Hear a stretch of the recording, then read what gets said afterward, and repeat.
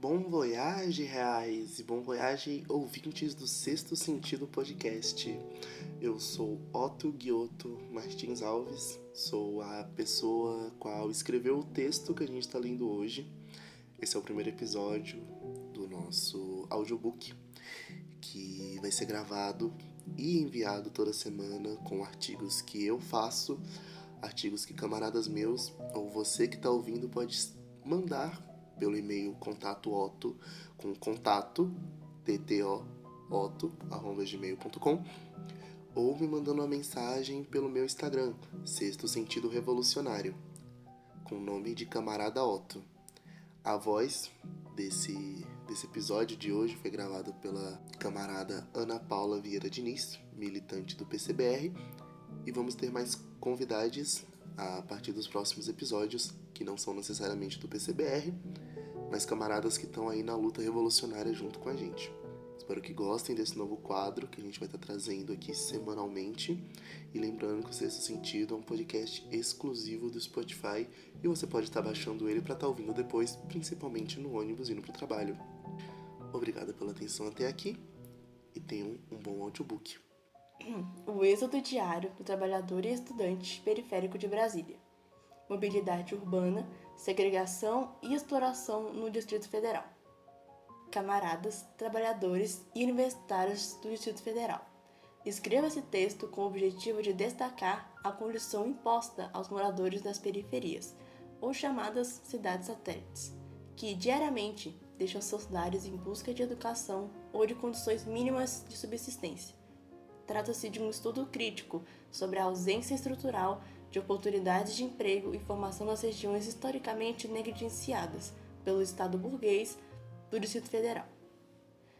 Essa realidade, marcada por longas e exaustivas jornadas de deslocamento, baixos salários e escassez de oportunidades, é ainda mais agravada pela imposição da chamada Escala 6x1, regime que compromete profundamente a saúde física e mental da classe trabalhadora. Em um sistema que exige muito e devolve quase nada, essa escala funciona como mais um mecanismo de exploração, retirando dos trabalhadores periféricos o tempo para o estudo, a convivência familiar e, sobretudo, a dignidade. Por Otto Guioto Martins Alves. Eu acordo às 5 horas da manhã e caminho até a estação Centro Metropolitano, que fica a 15 minutos da minha casa.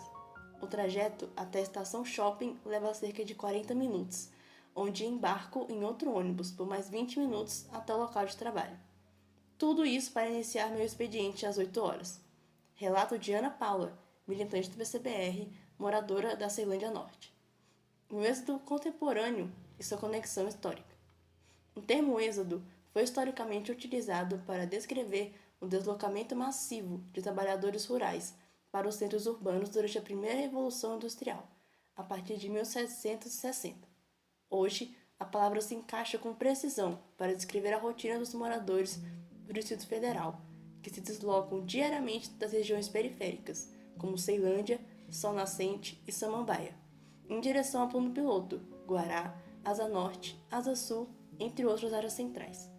Entretanto, diferentemente do êxodo original, os trabalhadores contemporâneos não recebem sequer a possibilidade de se estabelecer próximo aos locais onde trabalham ou estudam. São obrigados a um deslocamento diário forçado, que consome tempo, saúde e energia, sem qualquer contrapartida estrutural do Estado. A produção histórica das periferias no Brasil. A cidade, que um dia foi vendida como símbolo de modernidade e progresso, revela-se, na prática, um grande mito fundador. Brasília empurra seus trabalhadores e estudantes para as margens da capital política do país, escondendo nas periferias a rotina desgastante de uma classe proletária e universitária, que acorda às 5 da manhã e retorna para casa por volta das 10 da noite. Esse fenômeno não é natural, como sugere a lógica liberal.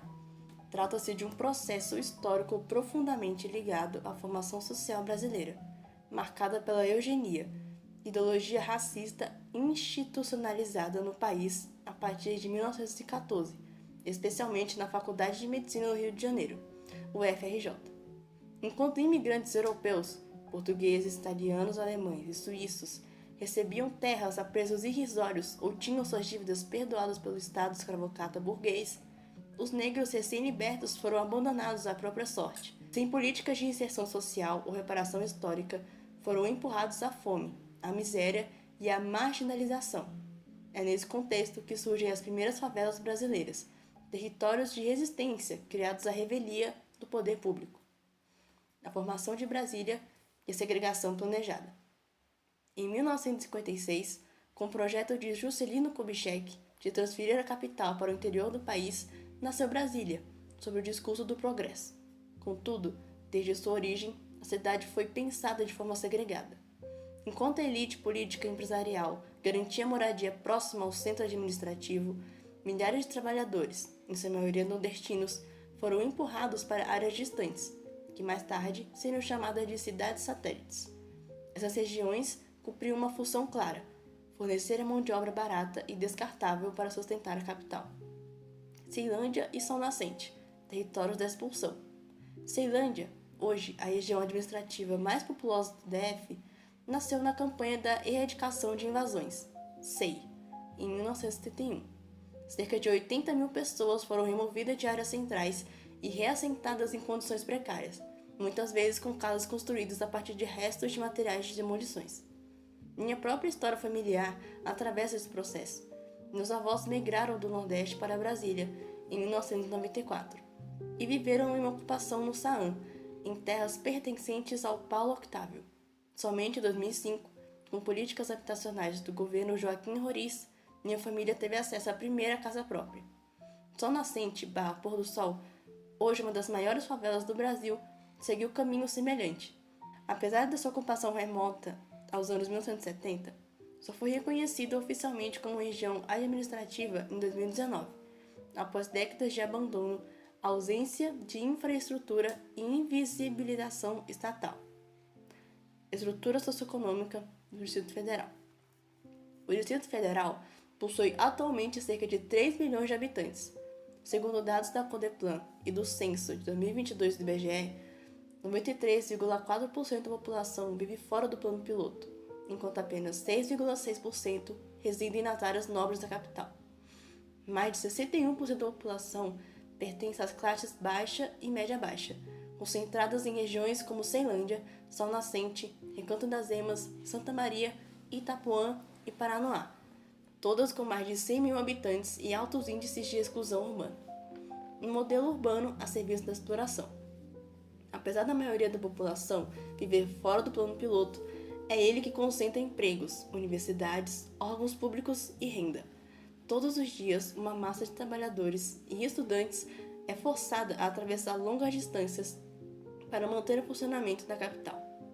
Brasília foi construída sobre um modelo de segregação funcional, onde as periferias existem para servir ao centro.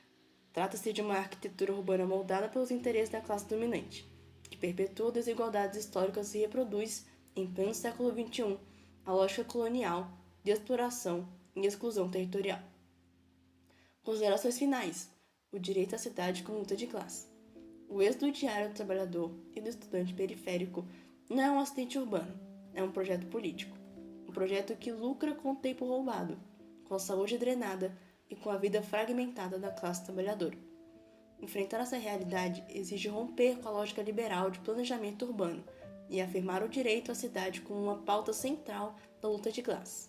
Enquanto Brasília continuar sendo pensada para poucos, o povo seguirá pagando o preço do progresso que nunca foi feito para ele.